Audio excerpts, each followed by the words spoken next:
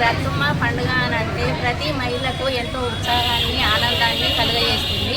ప్రతి ఒక్కరు రోజు ఒక రకంగా ఎన్నో రకాల బతుకమ్మలను తీసుకొని వస్తారు. వాళ్ళు అన్ని రకాల పూలతోని ఒక్కొక్క రకం పూలతోని బతుకమ్మ పేర్చితే దాన్ని మనము నీటిలో పంపినప్పుడు మనకు దాని ద్వారా యాంటీబయాటిక్ కూడా కొన్ని మనకు యూజ్ అవుతాయి.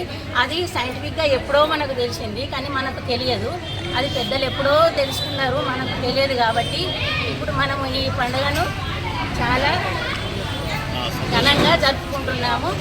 అందరికీ ప్రతి ఒక్కరు వచ్చి రోజు ఒక రకంగా ఫస్ట్ రోజు ఎంగిల్ బతుకమ్మ, రెండవ రోజు వెన్న ముద్ద బతుకమ్మ, మూడో రోజు ముద్దపప్పు బతుకమ్మ, నాలుగో రోజు నానబియ్యం బతుకమ్మ, ఐదవ రోజు అట్ల బతుకమ్మ, ఆరవ రోజు అలిగిన బతుకమ్మ, ఏడవ రోజు ఎన్న ముద్ద బతుకమ్మ, ఎనిమిదవ రోజు తొమ్మిదవ రోజు సద్దుల బతుకమ్మ.